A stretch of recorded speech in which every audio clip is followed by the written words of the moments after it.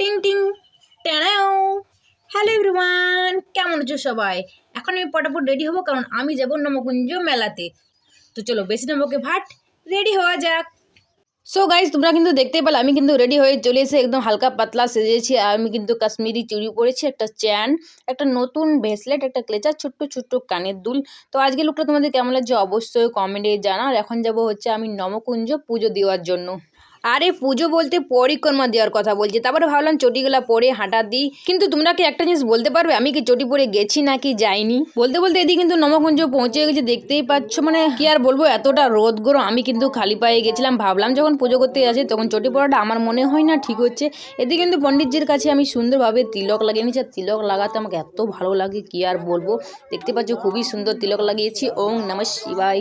পুজো করার পরিক্রমার টাইমে আমি কোনো ভিডিও বানাতে পারিনি, কারণ আমার মনে হয় পুজোটা ভালোভাবে করা হোক, তারপরে ভিডিও তো আছেই।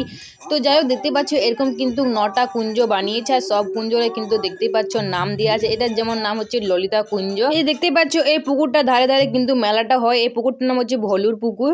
তো এই পুকুরের ধারে ধারে কিন্তু মেলাটা হয়। এতটা রোদ্দুর আমি কিন্তু বেশি কিছু ক্লিপ নিতে পারিনি। সূর্য ভগবান দেখতে পাচ্ছ পুরো মাথার উপর। মেলা থেকে আমি ছোট্ট প্লাস্টিকের কড়াইটা নিয়েছি, আমার ভীষণই ভালো লেগেছে, তাই কিন্তু আমি নিয়ে নিচ্ছি। আর এই ভিতরে আছে এখন পাস্তা, কারণ এখন আমি সন্ধ্যাবেলা পাস্তা খাবো।